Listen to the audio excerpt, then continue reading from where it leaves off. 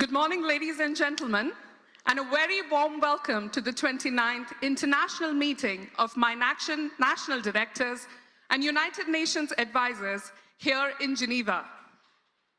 It is truly powerful to see this room filled again. Colleagues, friends, and partners from all across the globe, some of you coming from complex and challenging environments. Some of you will have traveled long distances, not just geographically, but professionally also, working in contexts where mine action is not abstract, but truly life-saving. We are honored to open this year's NDM in such distinguished company, including representatives from national mine action authorities, international and national operators, NGOs, UN partners, and donors. A very warm welcome to all colleagues joining us from around the globe. It is so inspiring to see this diverse community seated right in front of us, sharing a common purpose to strengthen mine action and reduce the risks posed by explosive ordnance. Hi everyone, I am Namrita Singh from the GICHD. Hello, I'm James Staples from UNMAS, and we are delighted to be your Master of Ceremonies for this year's meeting. We'll be guiding you through the next few days. Over the next 3 days, we have a really exciting program for all of you. 5 plenaries, 36 side events, 4 workshops, which is a new feature for this year's NDM, followed by a reception later tonight at 6 p.m. You can also find all the program by scanning the QR code on your badges. We'll be giving you more admin information throughout the day, but for now it is our pleasure to formally start proceedings by welcoming the first of our 4 opening speakers. Ms. Kazumi Ogawa, Director of the UN Mine Action Service. Ms. Ogawa, if you'd come to the stage.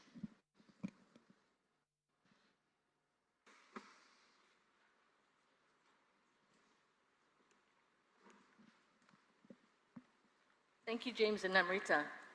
Excellencies, national directors, ladies and gentlemen, colleagues, it's my pleasure to welcome you this morning to the 29th meeting of National Directors of Mine Action. This is a unique meeting, co-hosted by a United Nations entity and a specialized NGO, made possible with the generous support of the Swiss government, attended by you, the national mine action authorities, NGOs, advocacy groups, civil society, partners in the commercial sector. It's a privilege for me to be here and to have joined the United Nations Mine Action Service as its director in February. I look forward to meeting as many of you as possible in the coming days. As I look around the room, I see the diversity and the dynamic attitude of the sector that the sector embraces, from the military to the humanitarian, from the diplomat to the activist, the researcher to the publicist, the advocate to the technician. It's very clear to me that, first of all, you all know each other, but this is a dynamic sector with great impact, with global reach in the community and throughout the world. One that does impressive work in the most trying of circumstances, and I hope you allow me to pay tribute to your dedication.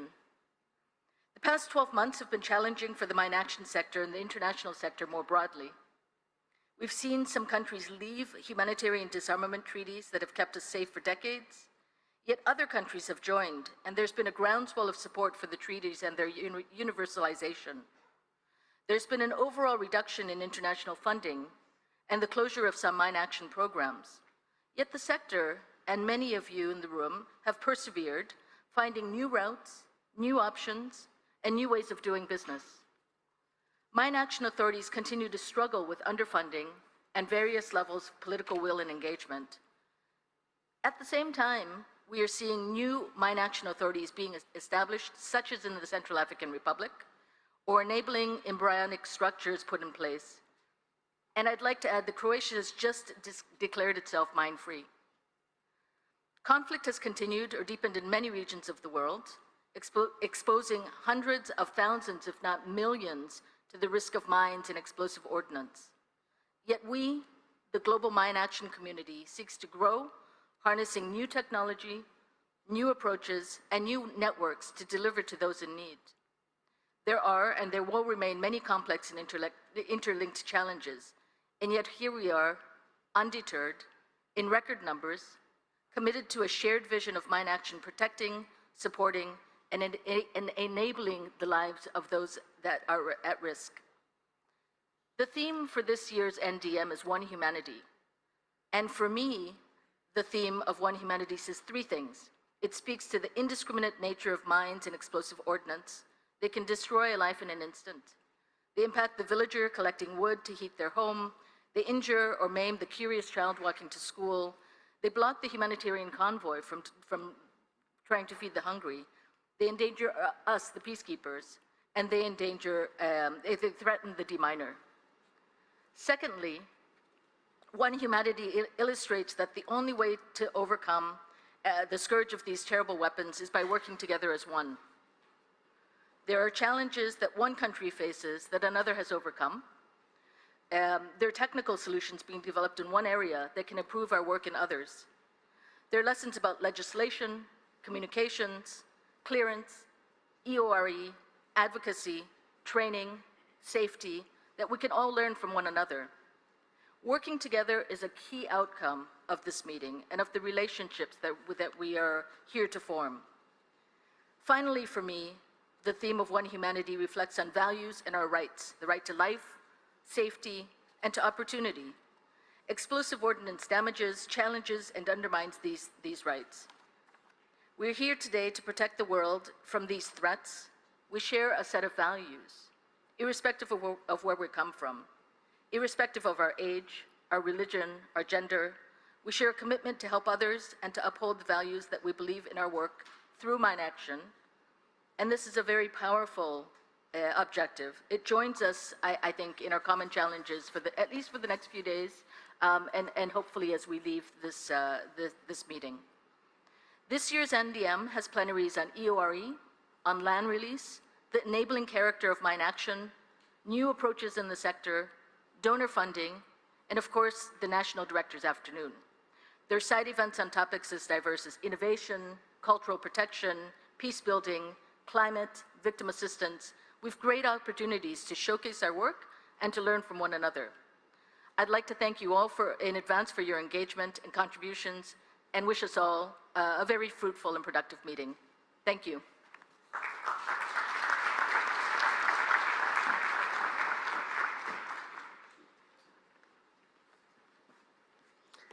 Thank you, Director Ogawa, for setting this scene and your insightful words. It is now my pleasure to invite on stage Ambassador Tobias Privitelli, Director of the GICHD. Tobias, the floor is yours.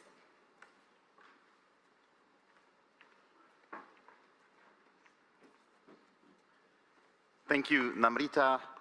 Good morning, Excellencies, ladies and gentlemen, dear colleagues. It's fantastic to have all of you here in Geneva again for the 29th edition of the NDM. I would like to start by welcoming the new UNMAS Director, Kazumi Ogawa, to our family, so to say, and wish you every success in a very difficult time in this important task. Thank you so much. The slogan of this conference is One Humanity. And it's not simply a phrase, it speaks to something fundamental in Mine Action. Explosive ordnance does not respect borders, politics, or identities. Its effects are felt across countries, across communities, and across generations. It kills and injures, it restricts movement, and it undermines livelihood. Mine Action at its core responds to that current and sad reality. It is grounded in the simple idea that dignity, safety, and access to land should not depend on where a person lives, who they are, and which crisis has the world's biggest attention.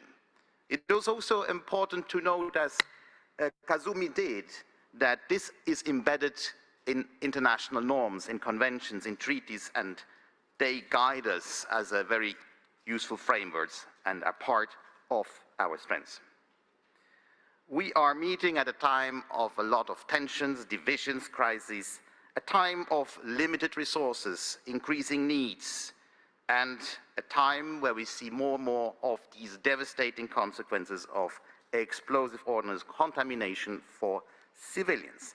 So I suggest that we focus on 3 key questions during the meeting of the next 3 days. The first one would be, are we describing the reality really as it is?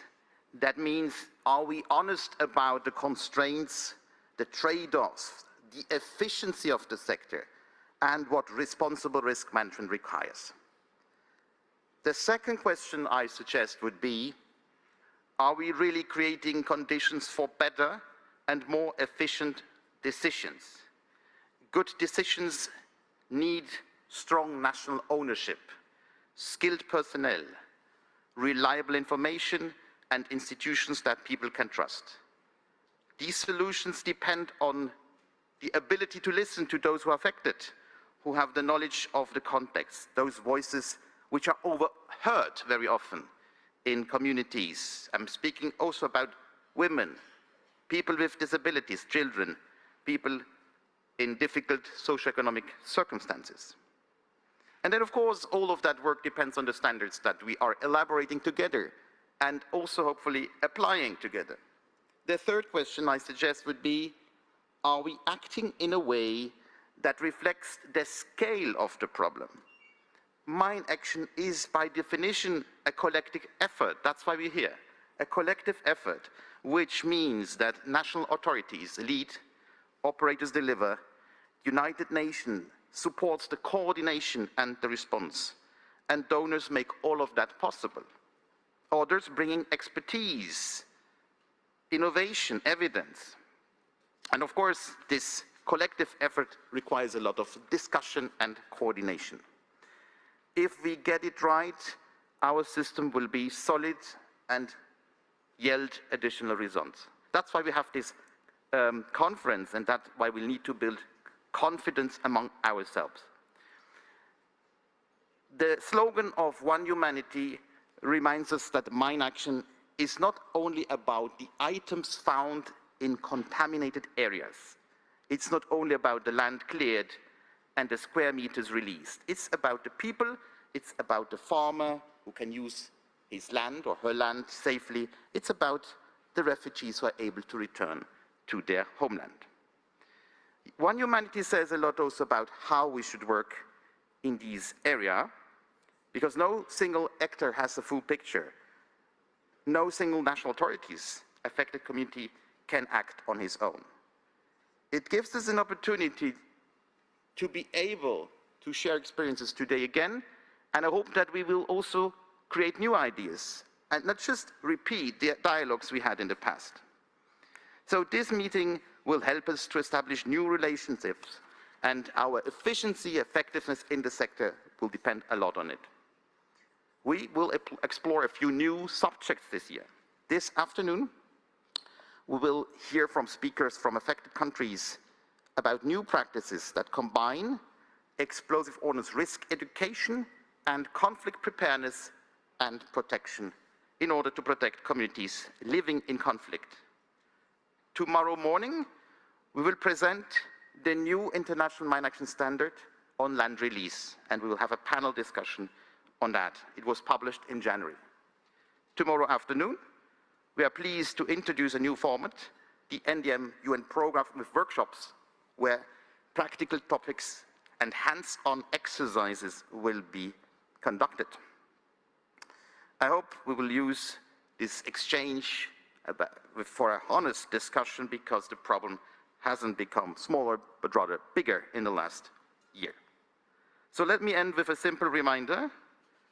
Somewhere today, a parent will decide whether it is safe for his child to go to school. A farmer will decide whether he can plant crops or not. A family will decide whether they can return home.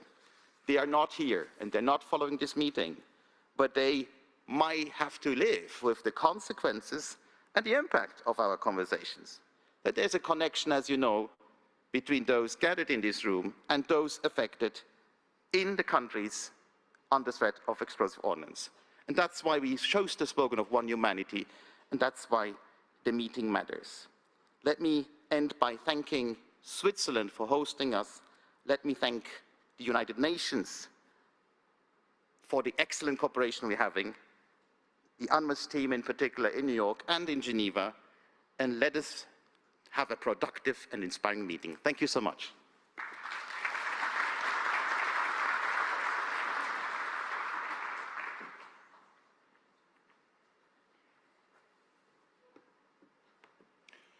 Thank you, Ambassador Privitelli, for your words and sharing your vision for the next 3 days. I'm now honored to welcome back to the NDM the United Nations Under-Secretary General for Peace Operations, Mr. Jean-Pierre Lacroix, to say a few words. USG, the floor is yours.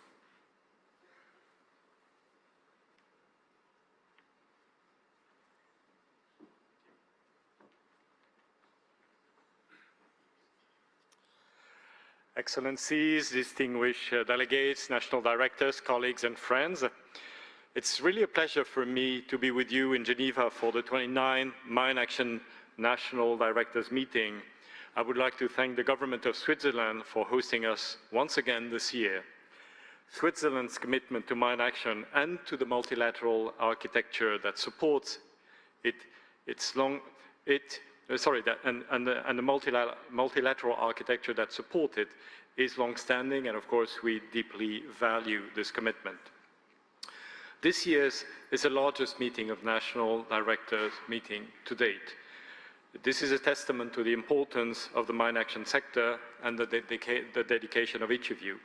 But it is also a sad indictment of the state of the world and our ongoing struggle to rid ourselves of our landmines, explosive remnants of war, and IEDs.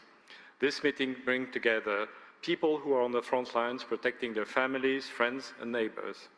Despite the large and varied audience, this is a meeting of and for national directors. You're here as the architects of national systems that must outlast any individual program, any UN presence, and any donor cycle. And that is what makes the NDM so important.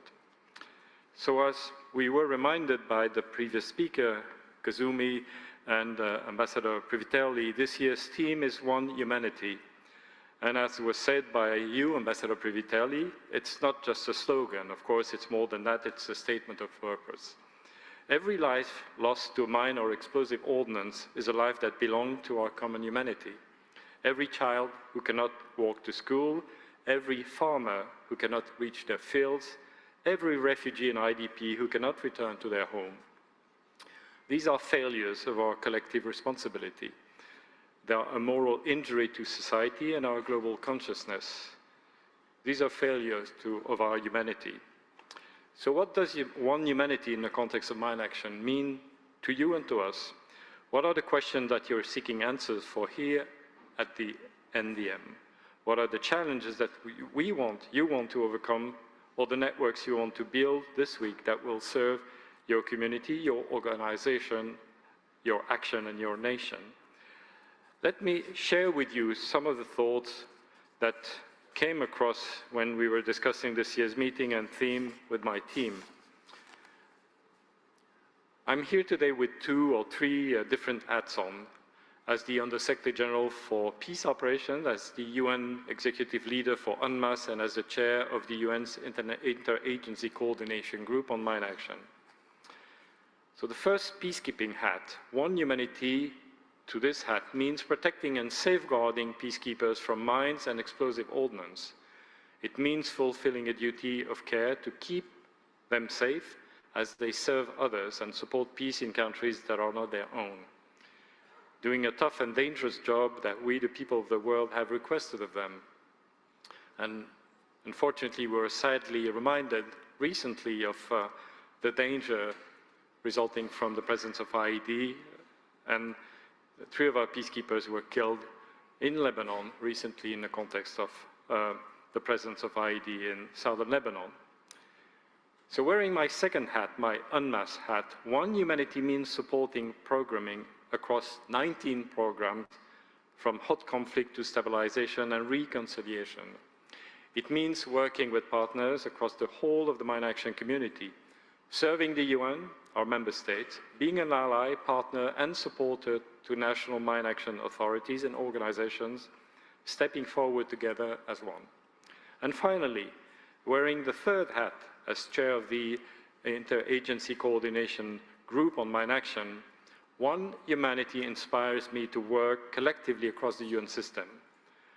There are over 12 different UN agencies working on mine action, serving people in different ways, delivering life-saving humanitarian aid, helping the displaced return home, clearing rubble for early recovery. They are doing different things, supporting different people in different circumstances. They and we, the UN Mine Action family, are united by one humanity, serving those in need for the betterment of all. I know that many of you here will also be wearing more than one hat. In many of these functions, you fulfill your work with partners. Partners are key to delivering mine action. And I'm delighted to see how such a wide range of mine action partners at the NDM this year. The UN family works alongside national authorities every day. We work with NGOs such as the Fondation Suisse pour le Déminage, Halo Trust, Handicap International, the Mine Advisory Group, Norwegian People's Head, and of course the Geneva International Center for Humanitarian Demining, with whom we organize this annual event. Of course, we're extremely grateful for that partnership. Together, we integrate mine action into broader stabilization, development, and humanitarian response programming.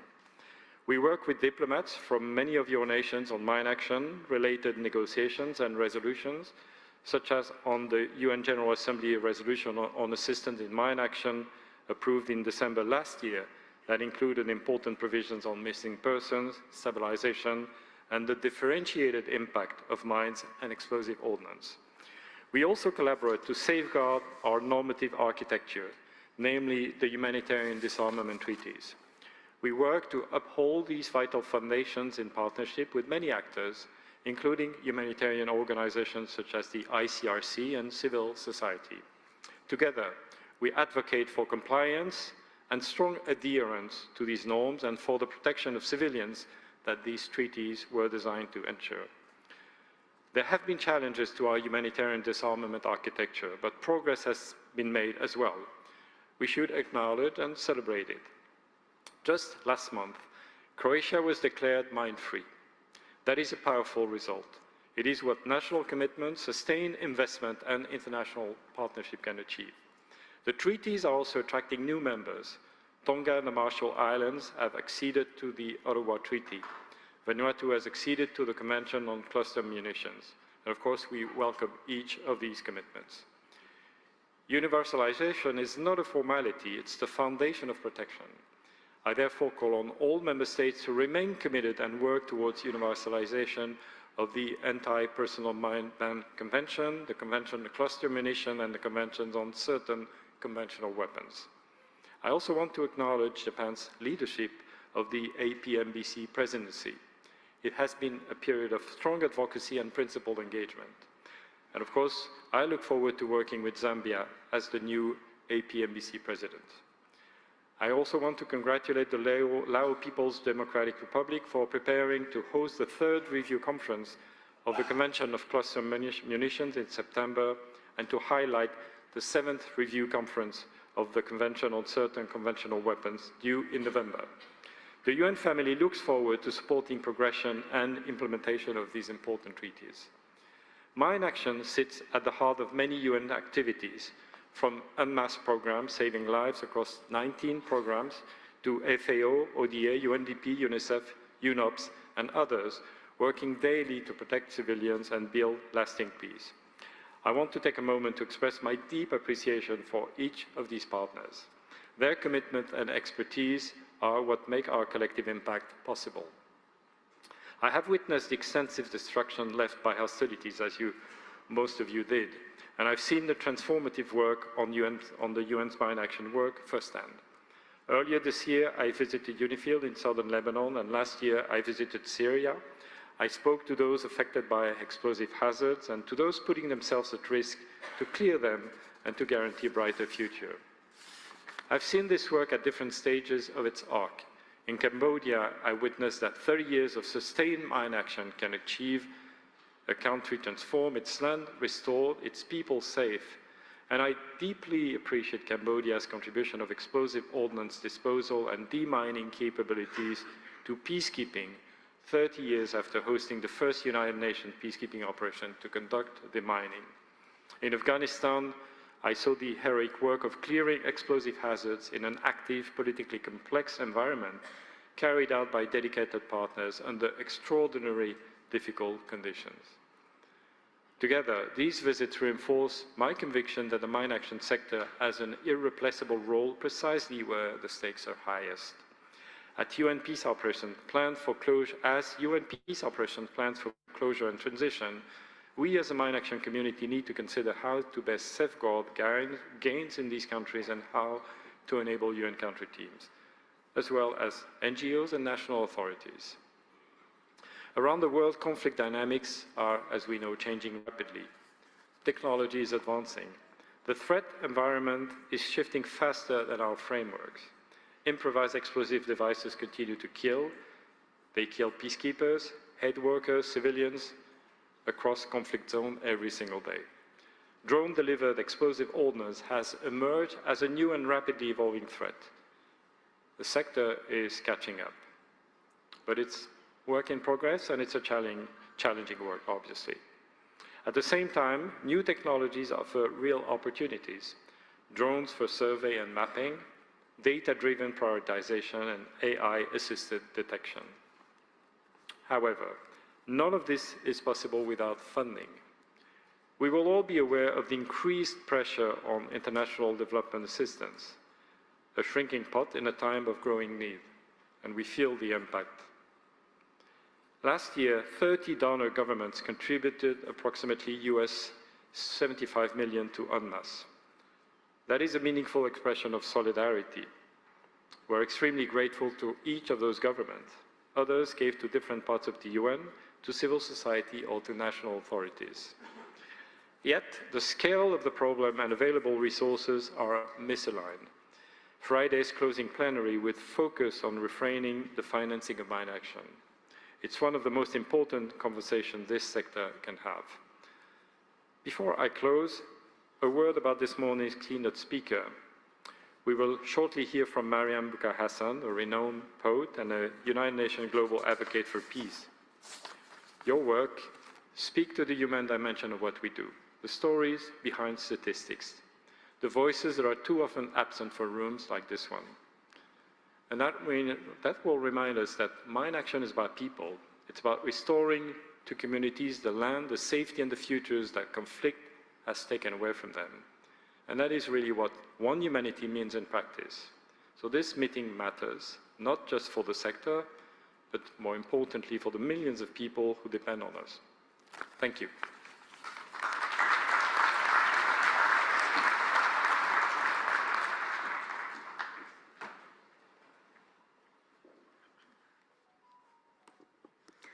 Thank you, Under-Secretary Lacroix, for those valuable insights.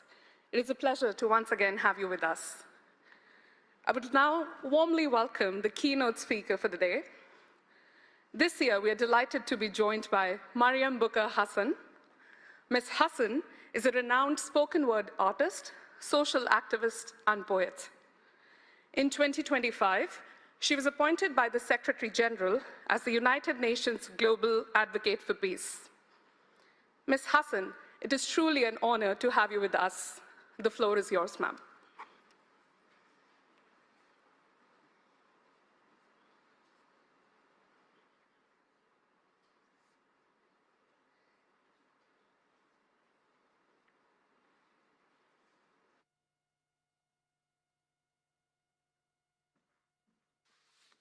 Thank you, Nas.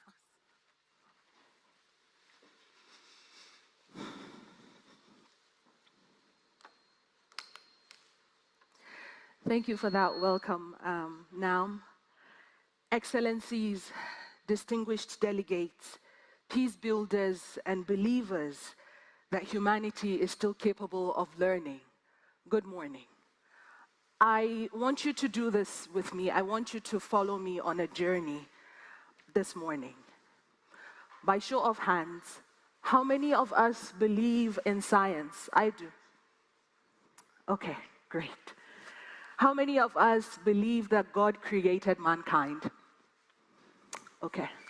And how many of us believe that we come from the evolution of apes or time? Okay. Hold that thought. Now I want you to close your eyes for a minute. And we're going to do this as human beings, not as diplomats or representatives, but as human beings. I want you to think of a child that you love the most, the way that they laugh, the way that they run.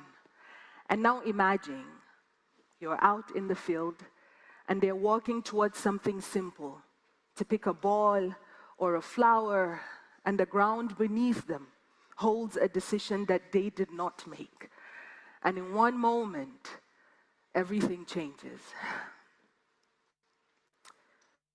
Now open your eyes, because for many of the people, this is not imagination, this is life.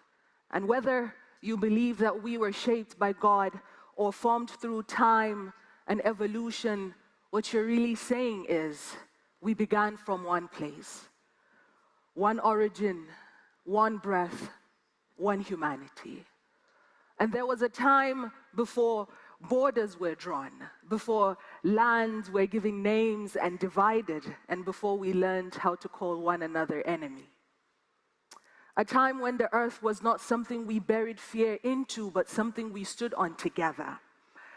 But somewhere along the way, we forgot. And when we forgot, we learned how to divide. And when we divided, we learned how to destroy. And when we destroyed, we learned how to do something even more dangerous. We learned how to leave behind violence that outlives us. While young people like myself and future generations are asking how to become better people, some of our leaders are still asking how to become more powerful, even if that power disrupts our future. Somewhere in the world right now, a child is dreaming of who they will become: a doctor, a teacher, a builder of something better. But somewhere else, a decision is being made that will determine whether that child gets a chance or not. And history has shown us what happens when power is pursued without humanity. The name may change, but the consequences remain the same. Somewhere in the world right now, a war that has already ended is still claiming lives. We like to believe that war ends when treaties are signed or when soldiers withdraw or when the world moves on to the next crisis, but the land does not move on. It holds memory differently. It remembers in fragments of metal buried beneath its skin. It remembers in silence. It remembers explosion delayed by years and sometimes even decades. And during the Second World War, a war we often refer to in past tense, there are still lands today that remain untouched, unwalkable, and unleavable because the weapons refuse to leave. And so I ask us today truthfully, do we ever truly learn from history, or do we simply rename destruction and call it progress? Because somehow, as humans, we have evolved enough to map the stars, yet not enough to make the earth safe to walk on. Because what we're witnessing today is a return to a kind of barbarism that wears the suit of modernity, a return to something deeply primitive, a world where sovereignty is negotiated through force, where power is asserted through violence, and where decisions are made in rooms far removed from the lands that will carry their consequence. So what do we call a system where leaders authorize destruction that they may never live long enough to answer to? Because truly the most dangerous part of it all is this: the people who decide on war may not live long enough to walk through its aftermath, but a young person will, a child will, a farmer will, and a mother will. Today, global military spending exceeds $2.5 trillion. $2.5 trillion invested in perfecting how we destroy. And yet, when it comes to clearing the remnants, when it comes to funding mine action to restore safety, to give back the land its dignity, we hesitate, we negotiate, and we delay. What does that say about us? that we are more efficient at ending lives than we are at rebuilding them? Excellencies, delegates, peace builders, and those who still believe humanity is capable of learning. I stand before you today as a witness to lands that remember what we are trying to forget. I come from Borno State in Nigeria, and it ranks 5 globally in civilian casualties. So this is not distant, nor is it abstract to me. This is the land where I have watched people who have had to relearn how to walk, where the ground is not always something you trust because it remembers what was done to it. In Nigeria alone, particularly in the northeast communities, we have lived with contamination for years of insurgency. In 2023 alone, hundreds of explosions were recorded, lives and bodies altered. In 2024, over 400 civilians were killed and injured by these hidden dangers. This is what landmines do. They do not ask who you are. They do not care what side you belong to. They do not recognize ceasefires or when we decide that the soldiers should be withdrawn. And they do not retire when wars end.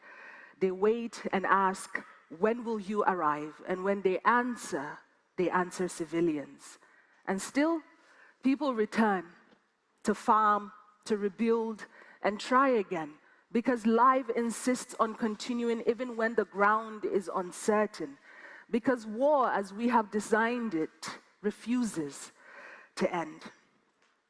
And this is not unique to where I come from.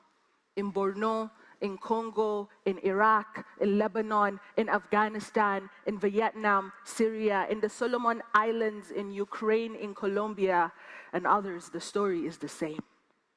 Different languages, but same truth. Same loss, same waiting. In Cambodia, decades after conflict, farmers still lose limbs cultivating their land.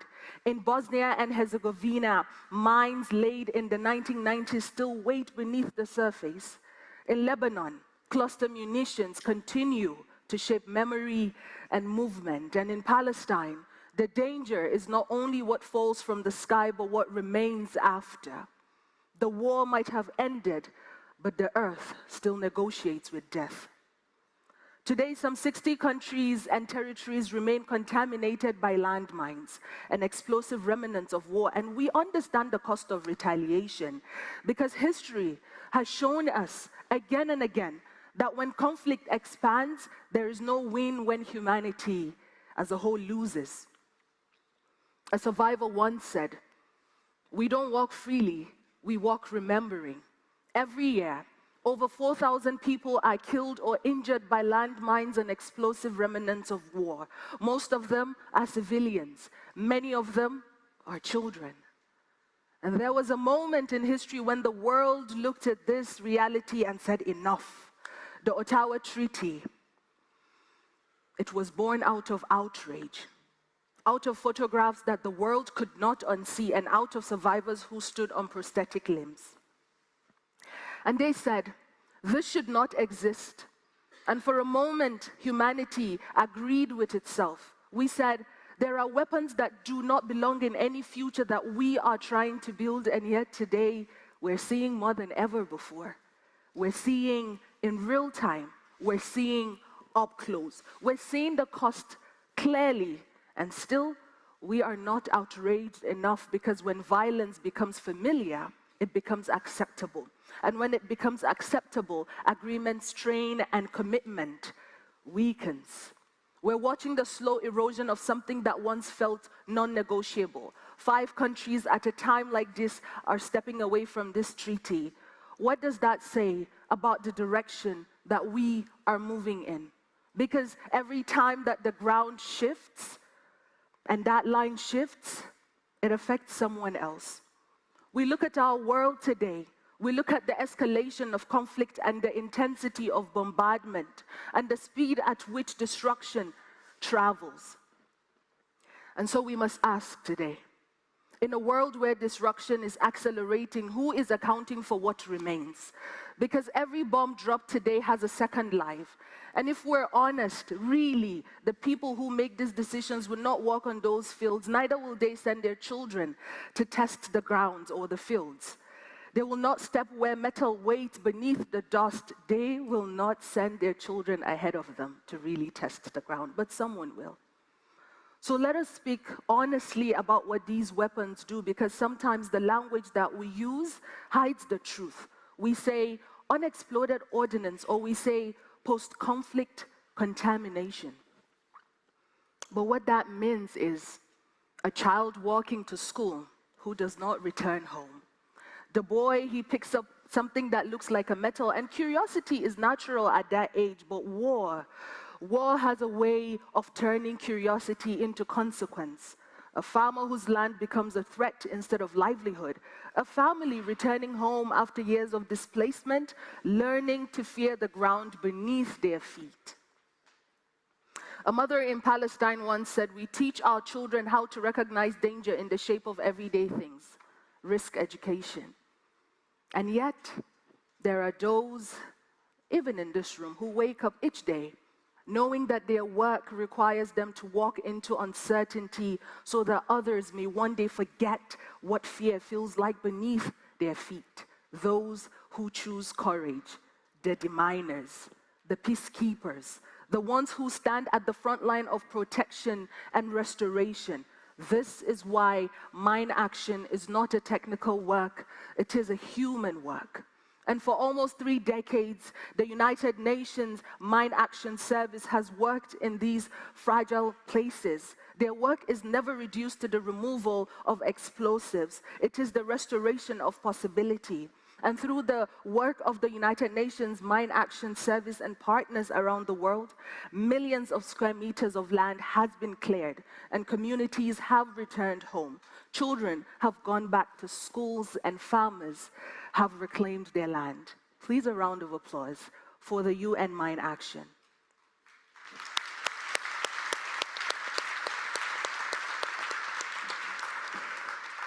But let us be clear that mine action, as powerful and necessary as it is also evidence that we have failed to prevent what needed to be prevented. And we cannot continue to invest in destruction and outsource the responsibility of repair. We cannot continue like this. The level of impunity we are witnessing today should not only trouble us, it should alarm us, because ceasefires are violated with little consequence. International humanitarian law is stretched, tested, and sometimes even ignored. And even those who carry the flag of the United Nations and aid, those who exist to protect and to restore dignity to the land and rebuild, are no longer shielded from harm. What does it mean for a world where those who restore lives are themselves targeted? So the question is not only how do we stop what is happening now, but also, are we willing to be honest about what allowed it to begin? Because if we're not, then we risk normalizing a world where power overrides principle, and where dialogue is fragile, and where peace is only one decision away from collapse, and that cannot be the world that we accept. And beyond human cost, the earth itself is wounded. Fields are left uncultivated, water sources inaccessible, and ecosystems disrupted. We are not only inheriting conflict, we are inheriting damaged earth. Even now, somewhere in the world, a decision is being made today that will still be killing people 20 years from now. In the end, no matter what we believe about how we began, whether God, whether science, whether evolution through time or apes, we all arrive at the same truth, that the pain of one does not stay contained within one place. And that is the reality. And that the consequence of violence do not recognize borders. So the question before us is not whether we understand the issue, because we do. The question is, what are we willing to protect? Will we protect the agreements that say these weapons should not exist? Will we protect the systems that clear what has already been done? And will we protect the lives that are still walking on uncertain ground? Or will we allow the distance between decision and consequence to become so wide that we forget that they are connected. And history will not remember what we said in rooms like this. It will remember what we chose to leave behind in the ground. So will we leave behind a world that remembers violence longer than it remembers peace? Or will we choose to recommit and invest in peace, in mind action that not only clears the land, but clears the path forward? Because excellencies, distinguished delegates, believers that the world is still capable of learning, we are not many humanities. We are one humanity. Thank you very much.